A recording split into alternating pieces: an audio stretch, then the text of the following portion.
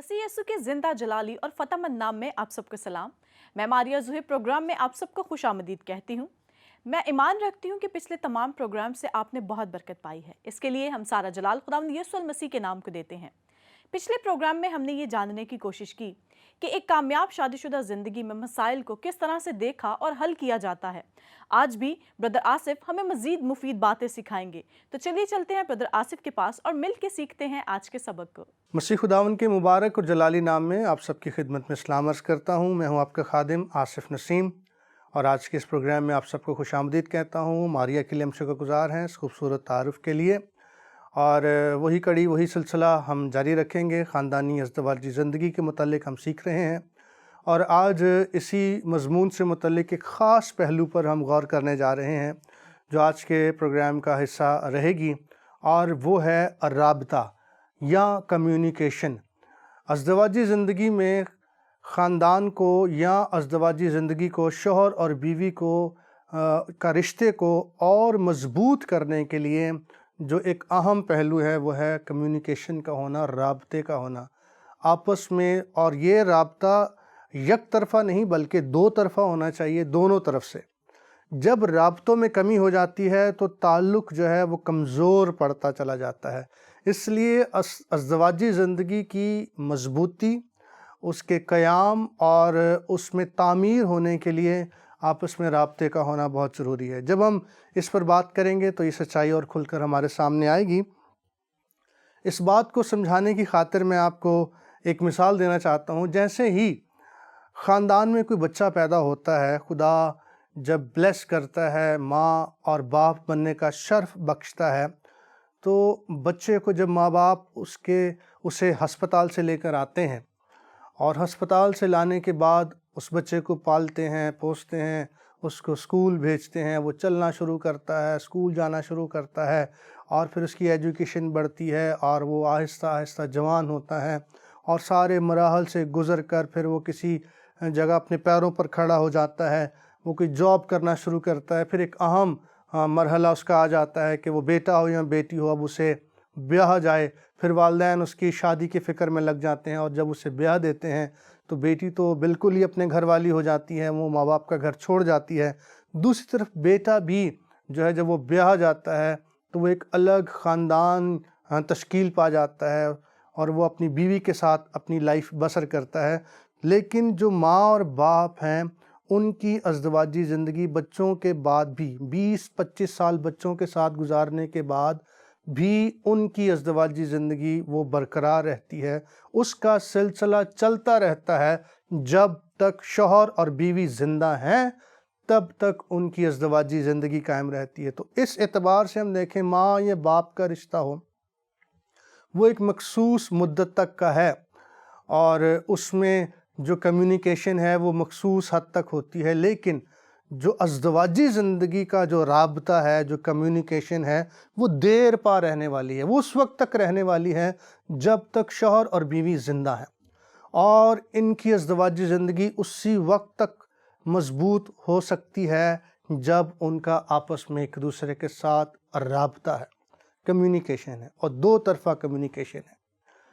मेरे एक अज़ीज़ दोस्त ने अपनी अज़दवाजी ज़िंदगी के मुतालिक गवाही देते हुए कहा कि जब मेरी शादी हुई तो शादी के कुछ दिनों बाद ही कुछ मसले मसाइल खड़े होना शुरू हो गए और हमारी आपस में शौहर और बीवी की आपस में कुछ अनबन होने लगी।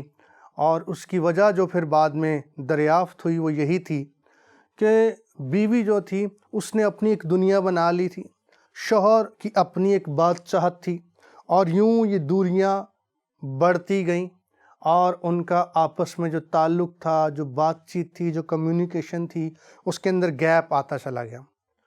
इत्तफाक से उनके घर पर एक खादिम आए, पास्टर आए, और उन्होंने उसे उनके बारे में थोड़ी कलाम सुनाया, उनको नसीहत की। तो एक ख़ास बात उन्होंने उनकी अज़दवाजी ख़ानदानी ज़िंदगी के मुतालिक कही जो आज मैं आपके साथ भी शेयर करना चाहता हूँ। उस खुदा के खादिम ने कहा कि अज़दवाजी ज़िंदगी जो है वो एहराम की मानद है। मिस्र में आपने देखे होंगे, टेलीविज़न पर देखे होंगे کہ مصر میں تکون کی شکل کے اہرام، جنہیں ہم پیرامڈ بھی کہتے ہیں انگریزی زبان میں، وہ بنے ہوئے، جو کہ ایک عمارت کی شکل کے ہیں، تکون کی شکل کے ہیں، اور وہ چاروں کونوں سے زمین سے اٹھائے جاتے ہیں، لیکن اوپر آ کر پھر ایک ہی کونا رہ جاتا ہے۔ تو اس نے کہا کہ ازدواجی زندگی احرام کی مانند ہے، اور یہ دو مختلف کردار، دو مختلف مزاج، دو مختلف طبیعتیں، دو مختلف خاندانوں سے وابستہ لوگ اکٹھے ہوتے ہیں، شوہر اور بیوی، اور ان کا سفر مختلف جگہوں سے شروع ہوتا ہے، اور پھر وہ آ کر ایک جگہ جب رشتے ازدواج میں بندھ جاتے ہیں تو ان کی اکائی، ان کی یگانگت، ان کا تعلق جو ہے وہ ایک ہو جاتا ہے، اور جیسے جیسے وقت گزرتا ہے، ازدواجی زندگی کا سفر آگے بڑھتا ہے، ان کا تعلق اور مضبوط اور گہرا ہوتا چلا جانا چاہیے۔ اس احرام کی مانند جو زمین سے تو الگ الگ اٹھتا ہے چاروں کونوں سے، لیکن اوپر آ کر وہ ایک کونے میں مل جاتا ہے۔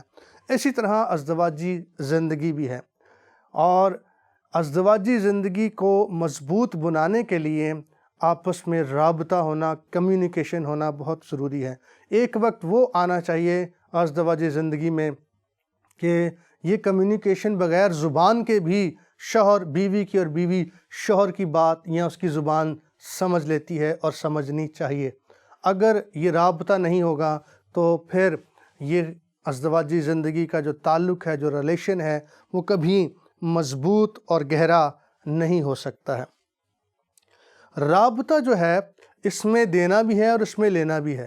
یہ دینا لینا پیسوں کا دینا لینا نہیں ہے، یہ دینا اور لینا پیغامات کا ہے، گفت و شنید کا ہے، سننے کا اور بولنے کا ہے۔ تو اس میں پیغامات دیے جاتے ہیں اور لیے جاتے ہیں۔ عام طور پر مسئلہ اس وقت کھڑا ہوتا ہے جب خاموشی آ جاتی ہے، جب ایک طرف سے کمیونیکیشن بند ہو جاتی ہے، تو اس وقت مسائل کھڑے ہونا شروع ہو جاتے ہیں۔ رابطے کا نہ ہونا ازدواجی تعلق کو کمزور کرتا ہے۔ ایک دفعہ ایک شخص نے، جو کہ اپنے ایک دوست کے ساتھ ٹرین میں سفر کر رہا تھا، اور وہ دوست جو کہ آرتھو ڈینٹسٹ تھا، تو اس کے ساتھ سفر کرتے ہوئے وہ جو شخص تھا وہ خود بڑا بولنے والا تھا، اور اس کا جو دوست آرتھو ڈینٹسٹ تھا وہ بہت خاموش طبع انسان تھا، بہت کم گو انسان تھا۔ تو ٹرین میں سفر کرتے ہوئے جو زیادہ بولنے والا شخص تھا، اس نے کہا، مجھے لگتا ہے کہ جیسے آپ کے پاس گفتگو کرنے کو کچھ نہیں ہے۔ تو اپنی بات کو اس نے یوں شروع کیا، تو جو اس کا دوست تھا اس نے ایک فقرہ، ایک جملہ اس کو کہا، اور وہ جملہ اس نے اسے کیا کہا؟ اس نے کہا، جب پانی گہرا ہوتا ہے، جب پانی گہرا ہوتا ہے تو ساکن اور خاموش ہوتا ہے، لیکن جب پانی کم گہرا ہو تو پھر وہ بہت شور کرتا ہے۔ بڑی بامعنی بات اس شخص نے کہی، جس کے معنی یہ ہیں، جس کا مطلب اور مقصد یہ ہے کہ تعلقات، خاموشی جو ہے وہ تعلقات کے کشیدہ ہونے کی دلیل نہیں ہے۔ بعض اوقات زیادہ بولنا بھی جو ہے وہ بھی نقصان دہ ہوتا ہے۔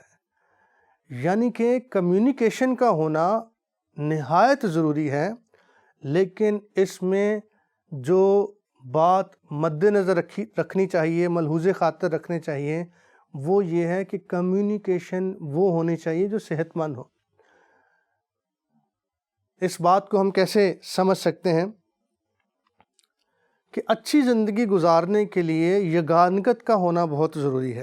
بعض اوقات کمیونیکیشن ہوتی ہے جس کے اندر ایک بڑا نقص ہوتا ہے، اور وہ کمیونیکیشن کون سی ہے؟ وہ تکرار کی کمیونیکیشن ہے۔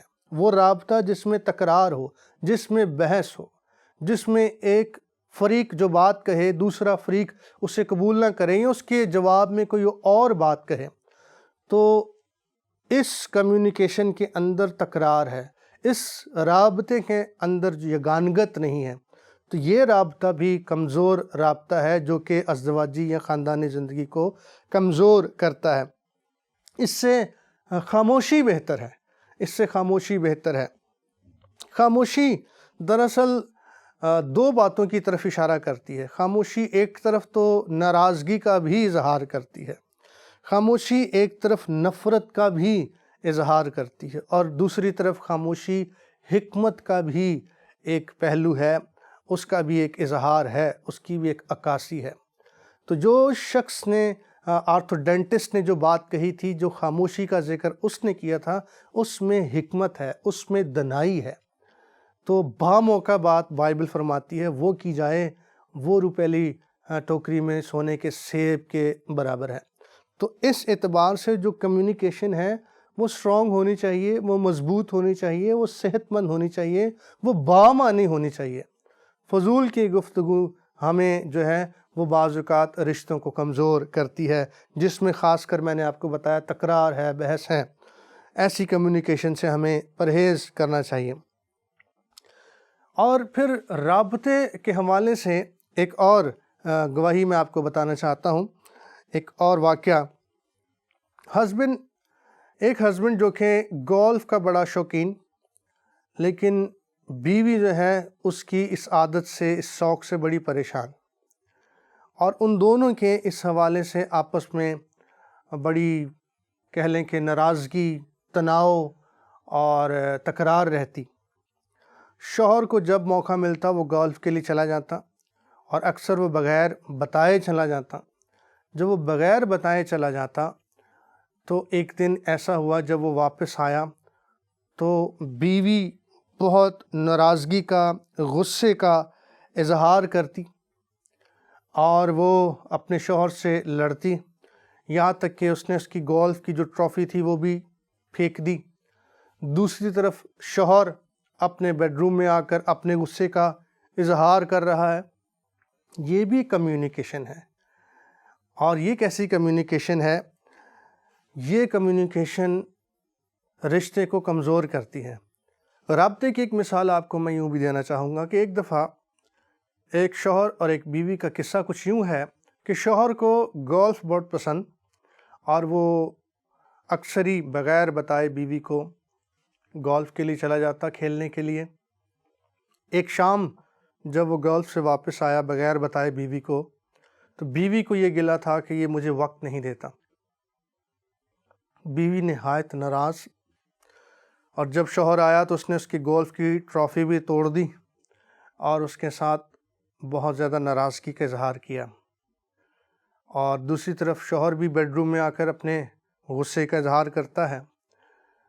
ایک کمیونیکیشن یہ ہے، لیکن اس کمیونیکیشن کو صحت مند بنانے کے لیے ایک اور طریقہ، ایک اور زاویہ، ایک اور اینگل یہ ہے، اگر بیوی اپنے شوہر کے کاندھے پر ہاتھ رکھے اور وہ تھوڑی سی مسکراہٹ اپنے چہرے پر لائے یا اپنی آنکھوں میں تھوڑے آنسو لائے، تو اس سے بھی شوہر کو وہ ایک میسج، ایک پیغام دے سکتی ہے۔ یہ بھی ایک کمیونیکیشن ہے۔ تو کمیونیکیشن کا صحت مند ہونا بہت ضروری ہے۔ ہم نے کس طرح اپروچ کرنا ہے، کس طرح رابطہ کرنا ہے، یہ بڑا اہم ہے، یہ اہمیت کا حامل ہے۔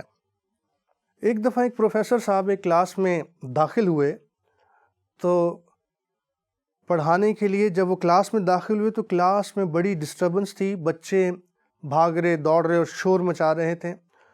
پروفیسر صاحب نے جاتے ہی کلاس کے میز پر زور سے ہاتھ مارا، اور ایسا معلوم ہوتا تھا کہ جیسے کوئی چیز ٹوٹی ہے، بہت زیادہ اس کی آواز آئی، اور ساتھ ہی انہوں نے یہ جملہ کہا کہ مجھے مکمل انتشار چاہیے، جس کا مطلب یہ ہے کہ مجھے مکمل شور چاہیے۔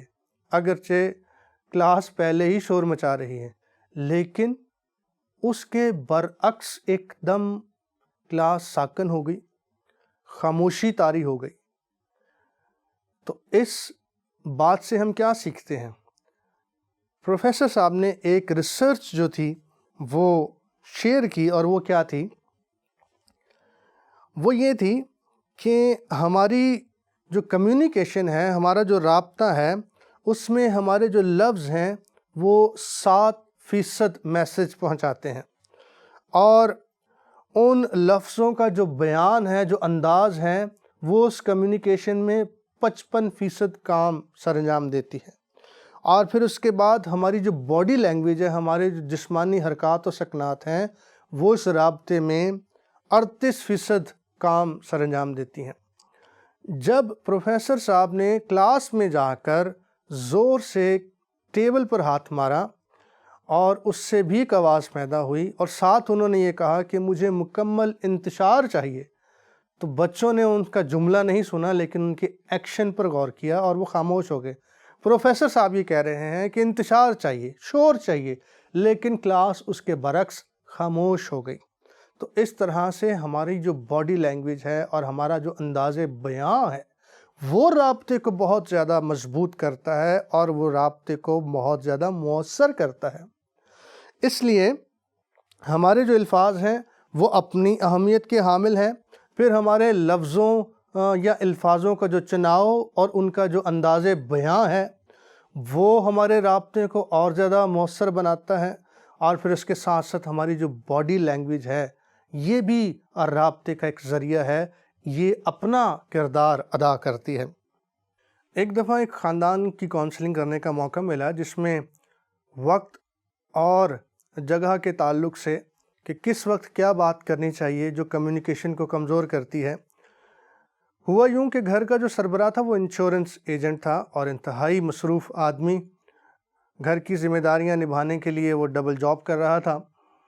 تو شام کے وقت وہ جب گھر کھانا کھانے کے لیے آیا اور نیکسٹ میٹنگ کے لیے وہ تیار تھا کہ وہ دوسری میٹنگ کے لیے جائے انشورنس کے لیے، تو اسی اثناء میں بیوی کھانے کی میز پر اور بچہ بھی بیٹھا تھا۔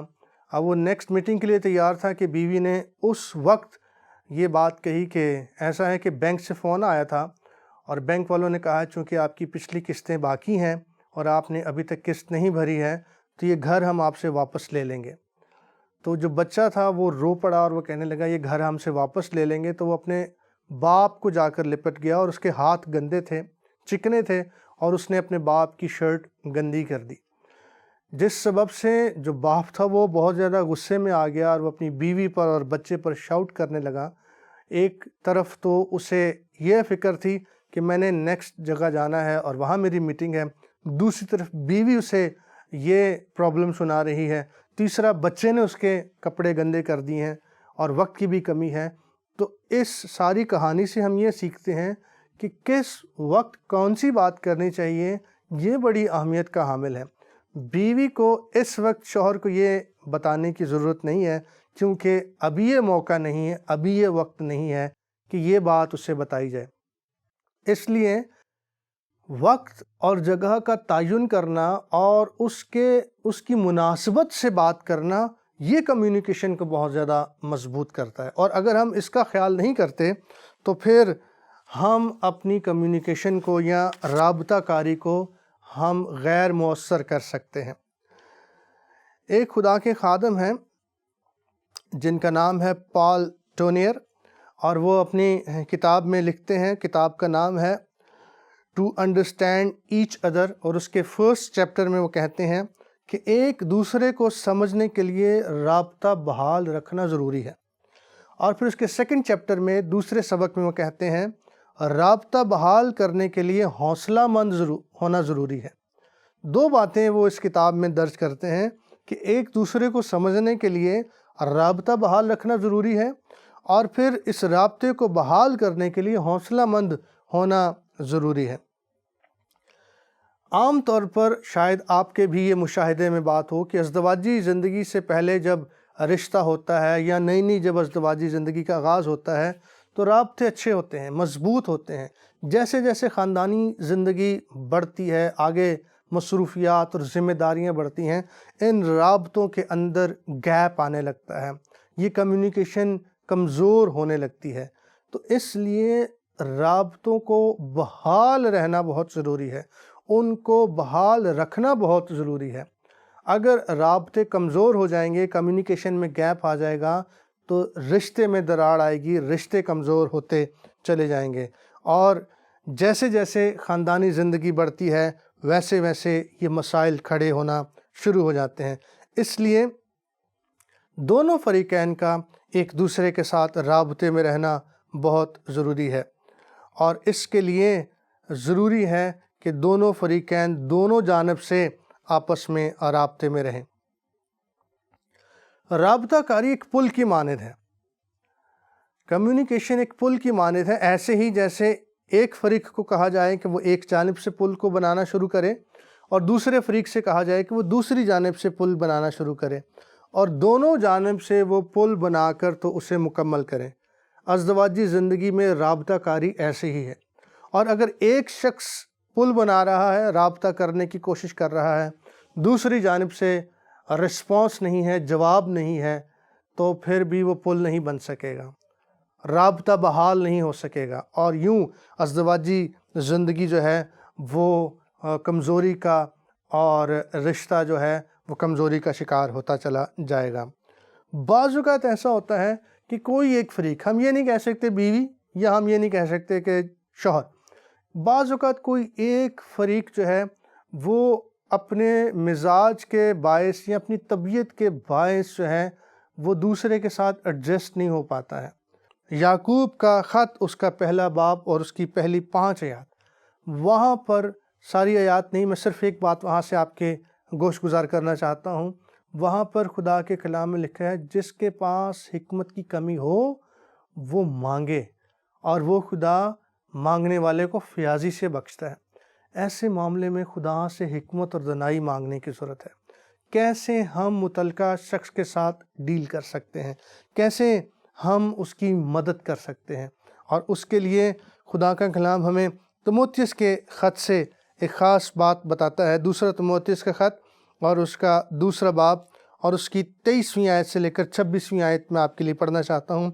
لکھا ہے، لیکن بے وقوفی اور نادانی کی حجتوں سے کنارہ کر، کیونکہ تو جانتا ہے کہ ان سے جھگڑے پیدا ہوتے ہیں، اور مناسب نہیں کہ خداوند کا بندہ جھگڑا کرے، بلکہ سب کے ساتھ نرمی کرے اور تعلیم دینے کے لائق اور بردبار ہو اور مخالفوں کو حلیمی سے تادیب کرے، شاید خدا انہیں توبہ کی توفیق بخشے تاکہ وہ حق کو پہچانے اور خداوند کے بندہ کے ہاتھ سے خدا کی مرضی کے اسیر ہو کر ابلیس کے بندے سے چھوٹے۔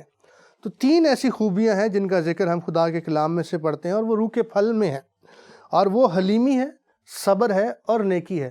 ہم جھگڑے کو جھگڑے سے نہیں نپٹا سکتے ہیں، کبھی بھی لڑائی کو ہم لڑائی کے ساتھ نہیں ختم کر سکتے ہیں، جب تک میں اور آپ صبر، برداشت اور نیکی کا مظاہرہ نہیں کرتے ہیں۔ بدی پر کبھی بھی ہم بدی سے غالب نہیں آ سکتے ہیں، بدی پر ہم نیکی کے ذریعے سے غالب آتے ہیں، اور اسی لیے خدا کا کلام ہمیں اس کی نصیحت کرتا ہے۔ آپ دیکھ سکتے ہیں بائبل مقدس میں کئی ایسی مثالیں ہمارے پاس موجود ہیں جس میں سب سے پہلے، سب سے بڑھ کر خداوند مسیح نے صلیب پر ہمیں معاف کرنے کا درس دیا ہے۔ موسیٰ کی زندگی میں آپ دیکھیں، جب ہارون اور مریم اس کے خلاف کھڑے ہو گئے، اس نے انہیں کوئی جواب نہیں دیا، اور جب اس نے کوئی جواب نہیں دیا تو خدا نے خود فیصلہ کیا، خدا نے خود سد باب کیا، خدا نے خود ان کو جواب دیا اور ہارون اور مریم کو سزا دی۔ تم ہوتے کون ہو میرے بندہ موسیٰ کے خلاف بات کرنے والے؟ اس لیے ایسے حالات میں ہمیں دانائی سے، حکمت سے، صبر سے اور حلیمی اور نیکی کے ساتھ غالب آنے کی ضرورت ہے تاکہ ہم اس طرح کے حالات کا سامنا کر سکیں۔ تعلقات میں ایک خرابی کی وجہ جو ہے، جو میرے سامنے آئی ہے، وہ ٹیلی ویژن بھی ہے۔ ٹی وی کو بہت زیادہ جب خواتین ٹائم دے دیں یا شوہر ٹائم دے دیں اور وہ آپس میں تعلق کو برقرار نہ رکھیں، کمیونیکیشن نہ کریں، اس سے بھی کمیونیکیشن میں گیپ آتا ہے۔ بعض اوقات ایک اور پہلو ہے جو کمیونیکیشن کو مضبوط کرتا ہے، وہ تنہائی کا ہونا بھی بہت ضروری ہے، یعنی کہ کچھ وقت کے لیے چھوڑنا، تنہائی میں دونوں فریقین خداوند کے ساتھ وقت گزاریں، دعا میں وقت گزاریں، اس سے بھی کمیونیکیشن مضبوط ہوتی اور گہری ہوتی ہے، خداوند کی پہچان میں گہرے ہوتے چلے جانے کے سبب سے۔ اس لیے آج مجھے اور آپ کو ازدواجی زندگی پر غور کرتے ہوئے اپنی خاندانی زندگی پر غور کرنا ہے۔ اپنی ازدواجی زندگی پر ہم آج کے کلام کے مطابق غور کریں اور دیکھیں کہاں کہاں ہماری کمیونیکیشن کے اندر گیپ ہے، کہاں کہاں ہمارا تعلق کمزور ہو رہا ہے۔ کہا جاتا ہے کہ اگر ہم ازدواجی زندگی کو ایک چارٹ میں ترتیب دیں تو اس میں 1/3 زندگی کا حصہ والدین کے ساتھ، ایک تہائی زندگی کا حصہ ماں باپ کا بچوں کے ساتھ، اور تیسرا جو حصہ ہے جب گھونسلہ خالی ہو جاتا ہے، بچے اپنے گھروں والے ہو جاتے ہیں، پھر میاں اور بیوی کا آپس میں گزرتا ہے۔ تو اس اعتبار سے جو سب سے لمبا دورانیہ ہے وہ ازدواجی زندگی کا ہے، وہ شوہر اور بیوی کا ہے۔ اسے مضبوط اور گہرا ہونا بہت ضروری ہے، جس کے لیے ایک اہم اور بنیادی پہلو جس پر آج ہم نے بات کی ہے وہ ہے رابطہ کاری، کمیونیکیشن، اور اس کو ہمیں مؤثر بنانا ہے۔ اور جتنی باتیں آج ہم نے سیکھی ہیں آپ ضرور اس پر غور کریں کلام کی روشنی میں، تاکہ ہم اپنے ریلیشن شپ میں، تعلقات میں اور مضبوط ہوتے جائیں، ازدواجی زندگی ہماری قائم ہو، مضبوط ہو، گہری ہو، اور یہ ازدواجی اور خاندانی زندگی جو ہے وہ خداوند کے جلال کا باعث ہے۔ لہٰذا ہم ان ایریاز پر محنت کریں، اپنے ریلیشن شپ کو دیکھیں، رابطہ کاری پر کام کیا جائے، اور ایک دوسرے کے لیے وقت نکالا جائے تاکہ ہماری خاندانی اور ازدواجی زندگی مضبوط ہو، اور وہ خدا کی بادشاہت، جلال اور بہتوں کے لیے برکت کا اور بہتوں کے لیے نمونے کا سبب ٹھہرے۔ بہت سارے لوگ ہماری ازدواجی زندگی کو دیکھ کر رشک کریں اور بہت سے اسباق وہ لے سکیں۔ میرا ایمان ہے کہ آج کے اس سارے پروگرام سے آپ نے برکت پائی ہے۔ اس وقت میں آپ سے اجازت چاہتا ہوں۔ خدا حافظ۔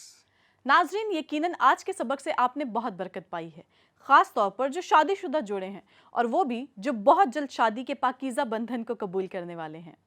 اچھے تعلقات استوار کرنے کے لیے باہم رابطہ کس قدر ضروری ہے اور کس قدر اس پر محنت کرنے کی ضرورت ہے۔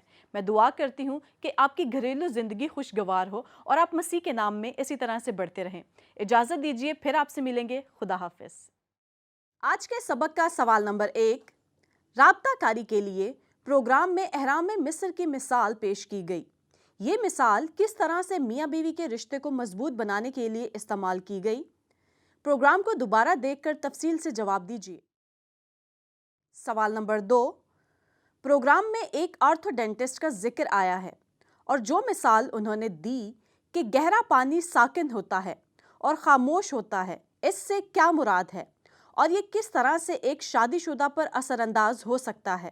تفصیل سے جواب دیجیے۔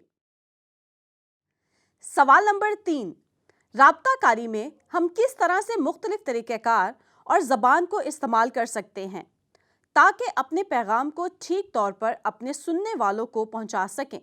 مثال دیکھ کر تفصیل سے بیان کریں۔ سوال نمبر 4، کیا شادی شدہ زندگی میں کچھ وقت علیحدگی میں گزارنا اچھا عمل ہے یا غلط؟ یعقوب کا خط، اس کا پہلا باب، اس کی 5ویں آیت پڑھ کر جواب دیں، اور ایک مرتبہ پروگرام کو دوبارہ ضرور دیکھیں۔ سوال نمبر 5، اگر ہمارے گھروں میں جھگڑے کی نوبت آ جائے تو خداوند یسوع المسیح کی ہدایت کی روشنی میں آپ کس طرح کا فیصلہ کر سکتے ہیں؟ تفصیل کے ساتھ جواب دیں، اور ایک مرتبہ پروگرام کا آخری حصہ دوبارہ سے دیکھیں اور جواب دیں، اور پولوس رسول کے تیموتھیوس کے نام خط سے حوالہ جات بھی تحریر فرمائیں۔